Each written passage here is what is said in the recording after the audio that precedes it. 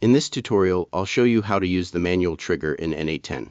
The manual trigger is the simplest way to start a workflow while you're building and testing your automations. Start by opening N8n and creating a new workflow. Click the plus button, search for manual trigger, and add it to the workflow canvas. This node acts as the starting point for your workflow during testing. Next, connect the manual trigger to the node you want to test. This could be an HTTP request node, an AI agent, a Google Sheets node, or any other node in your workflow. Once your workflow is connected, configure the remaining nodes as needed.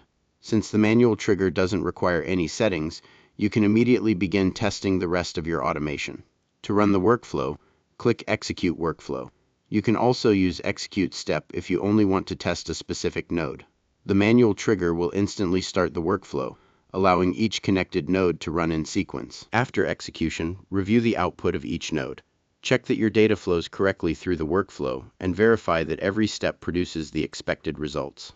If something doesn't work as planned, update your configuration and run the workflow again. The manual trigger is mainly intended for development and testing. Once you're satisfied with your workflow, you can replace it with another trigger, such as a schedule trigger, webhook, chat trigger, or email trigger to automate the process. And that's how to use the manual trigger in N8n. Add it as your starting node, connect your workflow, test your automation, and replace it with an automated trigger when you're ready to deploy it.